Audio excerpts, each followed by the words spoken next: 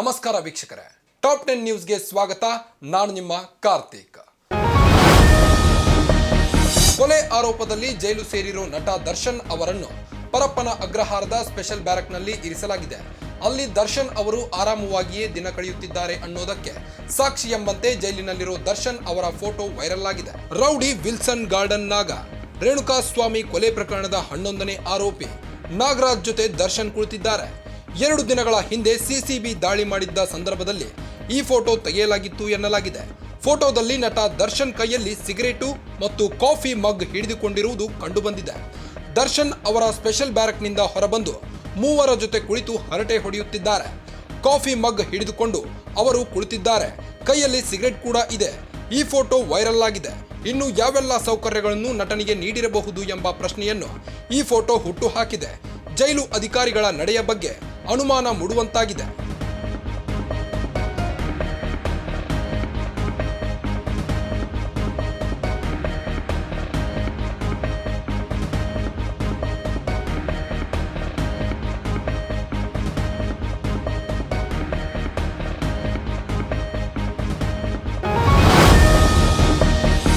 ರಾಜ್ಯದಲ್ಲಿ ಸರ್ಕಾರವನ್ನು ಬೀಳಿಸಲು ಸಂಚು ನಡೆಯುತ್ತಿದೆ. ಕಾಂಗ್ರೆಸ್ ಶಾಸಕರನ್ನು ಖರೀದಿಸಲು ಬಿಜೆಪಿಯವರು 100 ಕೋಟಿ ರೂಪಾಯಿ ಆಫರ್ ನೀಡಿದ್ದಾರೆ ಎಂದು ಕಾಂಗ್ರೆಸ್ ಶಾಸಕ ಗನಿಗ ರವಿಕುಮಾರ್ ಗಂಭೀರ ಆರೋಪ ಮಾಡಿದ್ದಾರೆ. ಮಂಡ್ಯದಲ್ಲಿ ಸುದ್ದಿಗೋಷ್ಠಿ ನಡೆಸಿ ಮಾತನಾಡಿದ ಅವರು, ನಮ್ಮ ಸರ್ಕಾರ ಬಂಡೆಯಂತೆ ಗಟ್ಟಿಯಾಗಿದೆ, ಅಲುಗಾಡಿಸಲು ಆಗಲ್ಲ. ಆದರೆ BL ಸಂತೋಷ್, ಶೋಭಾ ಕರಂದ್ಲಾಜೆ, HD ಕುಮಾರಸ್ವಾಮಿ ಮತ್ತು ಪ್ರಹ್ಲಾದ್ ಜೋಶಿಯವರು ಕಾಂಗ್ರೆಸ್ ಸರ್ಕಾರವನ್ನು ಅಸ್ಥಿರಗೊಳಿಸಲು ಯತ್ನಿಸುತ್ತಿದ್ದಾರೆ. ಕಾಂಗ್ರೆಸ್ 5 ವರ್ಷ ಅಧಿಕಾರದಲ್ಲಿರುತ್ತೆ. ಮುಖ್ಯಮಂತ್ರಿ ಸಿದ್ದರಾಮಯ್ಯ ಅಭಿವೃದ್ಧಿ ಕಾರ್ಯಗಳನ್ನು ಮಾಡುತ್ತಾರೆ ಎಂದು ಹೇಳಿದರು. ಸರ್ಕಾರ ಬೀಳಿಸುವುದಾಗಿ ಪ್ರಧಾನಿ ಮೋದಿ ಅವರಿಗೆ 5 ಜನ ಮಾತು ಕೊಟ್ಟಿದ್ದಾರೆ. ಕಾಂಗ್ರೆಸ್ ಶಾಸಕರಿಗೆ ಬಿಜೆಪಿಯ ಬ್ರೋಕರ್ಗಳು ಡಿಮ್ಯಾಂಡ್ ಮಾಡುತ್ತಿದ್ದಾರೆ. ನಿತ್ಯ ಶಾಸಕರನ್ನು ಸಂಪರ್ಕಿಸುತ್ತಿದ್ದಾರೆ. ನಮ್ಮ ಶಾಸಕರು ಬಲಿಯಾಗಲ್ಲ, ನಾವು ಸಾಕ್ಷಿ ಕಲೆ ಹಾಕುತ್ತಿದ್ದೇವೆ, ಇಡಿ ಅಧಿಕಾರಿಗಳಿಗೆ ಕೊಡುತ್ತೇವೆ. ಕರ್ನಾಟಕದಲ್ಲಿ ಕಾಂಗ್ರೆಸ್ ಸ್ಟ್ರಾಂಗ್ ಇದೆ.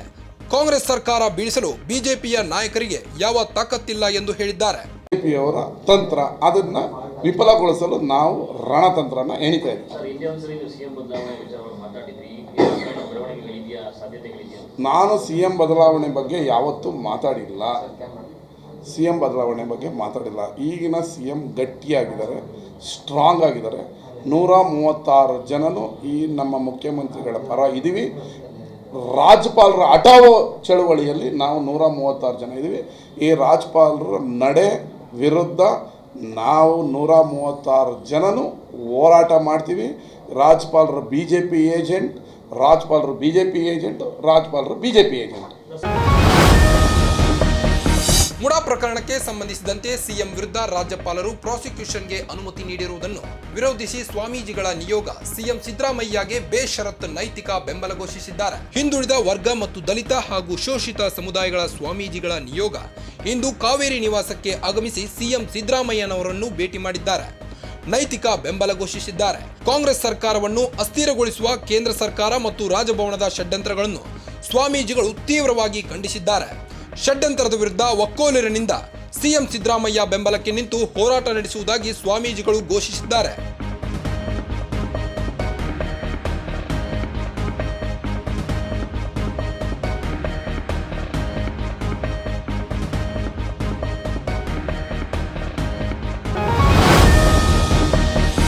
ಕರ್ನಾಟಕ ಲೋಕಸೇವಾ ಆಯೋಗವು ಆಗಸ್ಟ್ 27ರಂದು ನಡೆಸಲಿರುವ KAS ಪೂರ್ವಭಾವಿ ಪರೀಕ್ಷೆಯನ್ನು ಮುಂದೂಡುವಂತೆ ನಿನ್ನೆ ಬೆಂಗಳೂರಿನ ಫ್ರೀಡಂ ಪಾರ್ಕ್ನಲ್ಲಿ ಅಖಿಲ ಕರ್ನಾಟಕ ವಿದ್ಯಾರ್ಥಿಗಳ ಸಂಘಟನೆ ಉಗ್ರ ಪ್ರತಿಭಟನೆ ನಡೆಸಿತ್ತು. ಈ ವೇಳೆ ವಿದ್ಯಾರ್ಥಿಗಳನ್ನು ಪೊಲೀಸರು ಅರೆಸ್ಟ್ ಮಾಡಿದ್ದಾರೆ. ವಿದ್ಯಾರ್ಥಿಗಳ ಬಂಧನ ಖಂಡಿಸಿ ಇಂದು ಬಿಜೆಪಿ ಯುವ ಮೋರ್ಚಾ ಕಾರ್ಯಕರ್ತರು ವಿಜಯನಗರ ಠಾಣೆ ಎದುರು ಜಮಾಯಿಸಿ ಪೊಲೀಸರ ವಿರುದ್ಧ ಆಕ್ರೋಶ ವ್ಯಕ್ತಪಡಿಸಿದರು. ಈ ವೇಳೆ ಬಿಜೆಪಿ ಕಾರ್ಯಕರ್ತರು ಪೊಲೀಸರ ನಡುವೆ ನಡೆದ ತಳ್ಳಾಟ ನೂಕಾಟದಲ್ಲಿ ಓರ್ವ ಅಭ್ಯರ್ಥಿ ತಲೆಗೆ ಗಾಯವಾಗಿದೆ. ಕೂಡಲೇ ಗಾಯಗೊಂಡ ಅಭ್ಯರ್ಥಿಯನ್ನು ಆಸ್ಪತ್ರೆಗೆ ದಾಖಲಿಸಿ ಚಿಕಿತ್ಸೆ ಕೊಡಿಸಲಾಗಿದೆ. ಪ್ರತಿಭಟನೆ ವೇಳೆ ಬಿಜೆಪಿ ಶಾಸಕ ಮುನಿರಾಜು ಸೇರಿದಂತೆ ಹಲವರನ್ನು ಪೊಲೀಸರು ವಶಕ್ಕೆ ಪಡೆದಿದ್ದಾರೆ.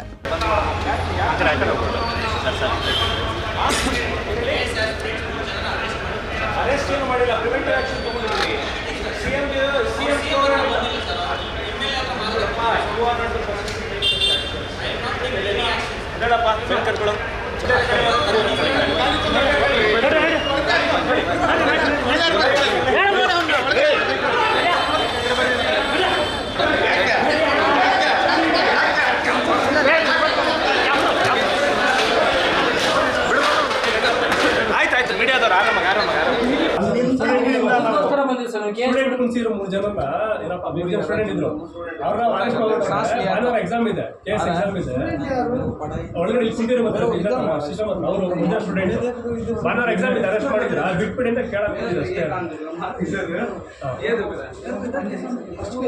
ಅಷ್ಟೇ ಹೇಳ್ಕೊಂಡು ಹಾಗೆ ಬ್ಲಡ್ ಬರೋಂಗೆ ನಾವೇನು ಗಲಾಟೆ ಮಾಡಕ್ ಬಿಟ್ಬಿಡಿ ಭಾನುವಾರ ಎಕ್ಸಾಮ್ ಇದೆ ಕೇಸ್ ಇತ್ತು ಇವತ್ತಿಕೊಂಡು ಎಕ್ಸಾಮ್ ಬರೀತಾ ಕೇಳಿದ್ರು ಅಷ್ಟೇ.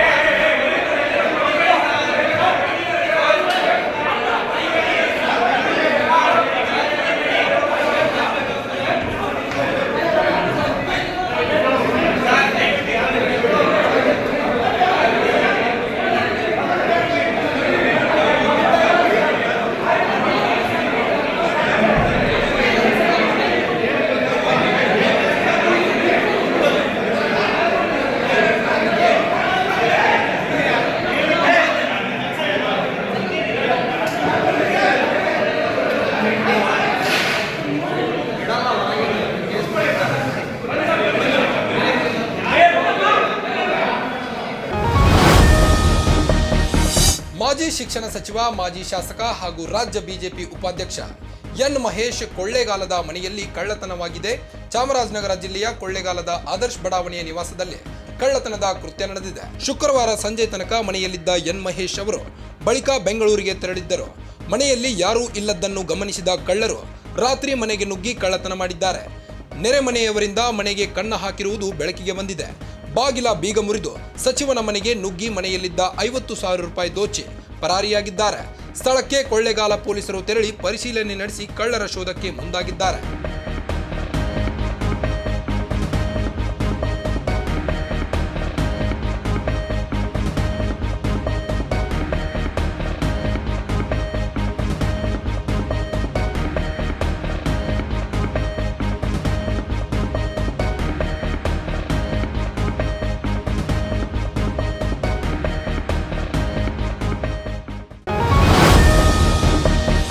ಕೃಷ್ಣ ಜನ್ಮಾಷ್ಟಮಿ ಪ್ರಯುಕ್ತ ಆಗಸ್ಟ್ 26ರಂದು ಬೆಂಗಳೂರಿನಾದ್ಯಂತ ಮಾಂಸ ಮಾರಾಟಕ್ಕೆ ನಿಷೇಧ ಹೇರಲಾಗಿದೆ.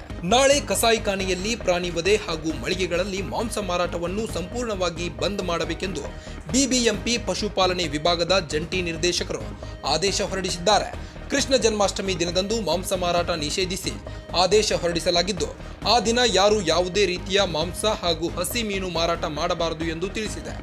ಪಟ್ಟಣದ ಯಾವುದೇ ಮಾಂಸ ಮಾರಾಟದ ಅಂಗಡಿಗಳು, ಕೋಳಿ ಅಂಗಡಿಗಳು ಮೀನು ಮಾರಾಟ ಮಾಡಬಾರದು ಎಂದು ಖಡಕ್ ಆಗಿ ಸೂಚಿಸಲಾಗಿದೆ.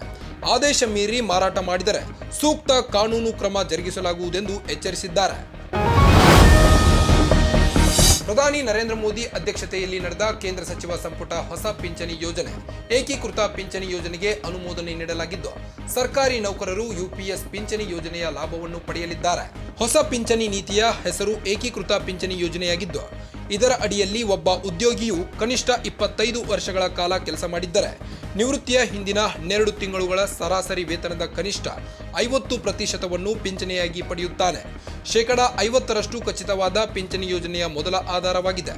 ಎರಡನೇ ಆಧಾರವು ಖಚಿತವಾದ ಕುಟುಂಬ ಪಿಂಚಣಿಯಾಗಿದ್ದು, ಸರಿಸುಮಾರು 23 ಲಕ್ಷ ಕೇಂದ್ರ ಸರ್ಕಾರಿ ನೌಕರರಿಗೆ ಪಿಂಚಣಿ ಲಭ್ಯವಿರುತ್ತದೆ ಎಂದು ಹೇಳಲಾಗಿದೆ.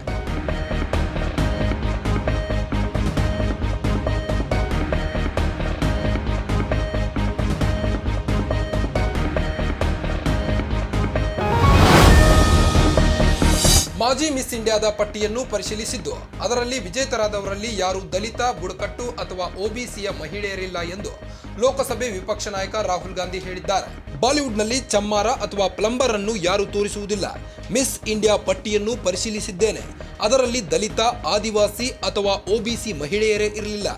ದೇಶದ ಜನಸಂಖ್ಯೆಯಲ್ಲಿ 90%ರಷ್ಟಿರುವ ದಲಿತ, ಆದಿವಾಸಿ ಮತ್ತು ಒಬಿಸಿ ಸಮುದಾಯದ ಜನರ ಭಾಗವಹಿಸುವಿಕೆ ಇಲ್ಲದೆ ದೇಶ ಕಾರ್ಯನಿರ್ವಹಿಸಲು ಸಾಧ್ಯವಿಲ್ಲ ಎಂದು ರಾಹುಲ್ ಗಾಂಧಿ ಗುಡುಗಿದ್ದಾರೆ. ಡಿ ಬಾಸ್ ದರ್ಶನ್ ಜೈಲಿನಿಂದ ರಿಲೀಸ್ ಆಗದೆ ಹೋದರು. ದಿನಕ್ಕೊಂದು ಸುದ್ದಿ ರಿಲೀಸ್ ಆಗ್ತಾ ಇದೆ. ಜೈಲಿನಲ್ಲಿ ದರ್ಶನ್ ಇರೋ ಫೋಟೋ ರಿಲೀಸ್ ಆಗಿದ್ದು, ಇಷ್ಟೆಲ್ಲ ಆದರೂ ಸಹ ದರ್ಶನ್ ಅವರ ಚಿತ್ರಗಳು, ಥಿಯೇಟರ್ನಲ್ಲಿ ದರ್ಶನ್ ಹಳೆ ಸಿನಿಮಾಗಳು ಕೂಡ ರಿಲೀಸ್ ಆಗ್ತಾನೆ ಇವೆ. ಈಗ ದರ್ಶನ್ ಅಭಿನಯದ ಬ್ಲಾಕ್ ಬಸ್ಟರ್ ಸಿನಿಮಾ ಕರಿಯ ರಿಲೀಸ್ ಆಗ್ತಾ ಇದೆ. ಹ್ಯಾಟ್ರಿಕ್ ಡೈರೆಕ್ಟರ್ ಪ್ರೇಮ್ ನಿರ್ದೇಶನದ ಕರಿಯ ರಿಲೀಸ್ ಆಗುತ್ತೆ ಅನ್ನೋ ಸುದ್ದಿ ಈ ಮೊದಲೇ ಬಂದಿತ್ತು. ರಿಲೀಸ್ ಡೇಟ್ ಕೂಡ ಫಿಕ್ಸ್ ಆಗಿತ್ತು. ಆದರೆ ಸಿನಿಮಾ ಭರ್ಜರಿಯಾಗಿ 100ಕ್ಕೂ ಹೆಚ್ಚು ಸ್ಕ್ರೀನ್ಗಳಲ್ಲಿ ಮತ್ತೆ ರಿಲೀಸ್ ಆಗ್ತಾ ಇರೋದು ಹೊಸ ದಾಖಲೆಯಾಗಿದೆ.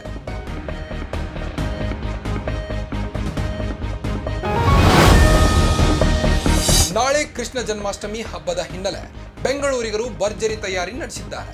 ಇನ್ನು ಕೃಷ್ಣ ಜನ್ಮಾಷ್ಟಮಿ ಪ್ರಯುಕ್ತ ಮಾರ್ಕೆಟ್ನಲ್ಲಿ ಲಗ್ಗೆ ಇಟ್ಟಿರುವ ಕಲರ್ಫುಲ್ ಕೃಷ್ಣನ ಗೊಂಬೆಗಳು ಕಣ್ಮನ ಸೆಳೆಯುತ್ತಿವೆ.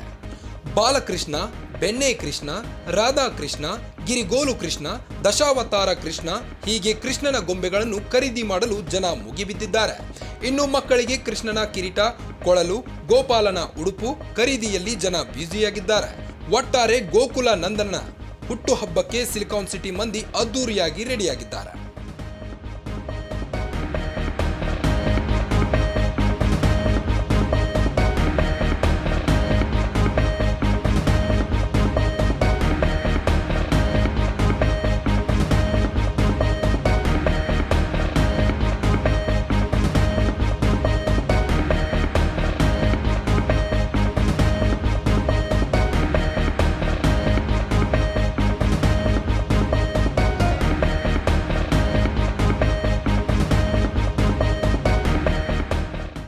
ಇದಿಷ್ಟು ಟಾಪ್ 10 ನ್ಯೂಸ್.